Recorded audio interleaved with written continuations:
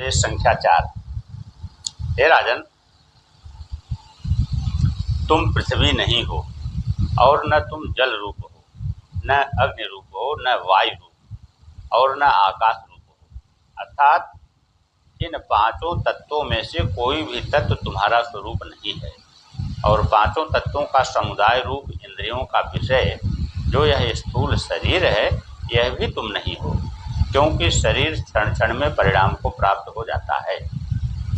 जो बाल अवस्था का शरीर होता है वह कुमार अवस्था में नहीं रहता, कुमार अवस्था वाला शरीर युवावस्था में नहीं रहता, युवा अवस्था वाला शरीर वृद्धावस्था में नहीं रहता, परंतु आत्मा सब अवस्थाओं में एक ही ज्यों का त्यों रहती है। इसलिए युवा और वृद्धावस्था में प्रत्यभिज्ञान द्वारा भी होता है। अर्थात पुरुष कहता है कि मैंने बाल्यावस्था में माता और पिता का अनुभव किया, कुमारावस्था में खेलता रहा, युवावस्था में स्त्री के साथ भोग किया। अब देखिए, सारी अवस्थाएं परिवर्तित हो जाती हैं, पर अवस्था का अनुभव करने वाली आत्मा नहीं बदलती, किंतु एक रस ज्यों की त्यों रहती है। यदि अवस्था के साथ आत्मा भी बदल जाती तो प्रत्यभिज्ञा ज्ञान कदापि न होता, क्योंकि ऐसा नियम है कि जो अनुभव का कर्ता होता है वही स्मृति और प्रतिभिज्ञा का भी कर्ता होता है। दूसरे के देखे हुए पदार्थों का स्मरण दूसरों को नहीं होता है। इसी से सिद्ध होता है कि आत्मा देहादिकों से भिन्न है और देहादिकों का साक्षी है। जो देहादिकों से भिन्न है और देहादिकों का साक्षी भी है, हे राजन, इसी चिद रूप को तुम अपना आत्मा जानो।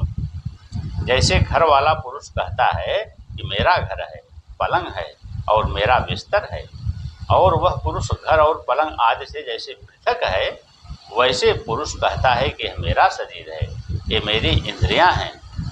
जो शरीर और इंद्रियों का अनुभव करने वाली आत्मा है वह शरीर इंद्रियादि से सर्वथा भिन्न है, वह साक्षी रूप है।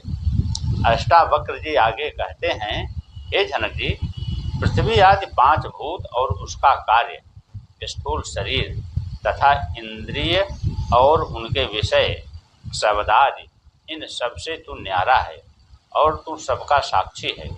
ऐसे निश्चय का नाम ही आत्मज्ञान है।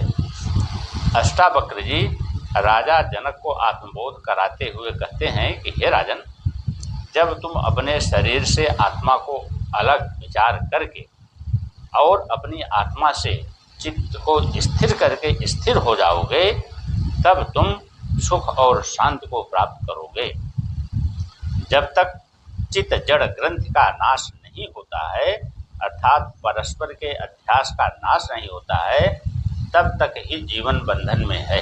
जिस काल में अध्यास का नाश हो जाता है, उसी काल में जीव मुक्त हो जाता है।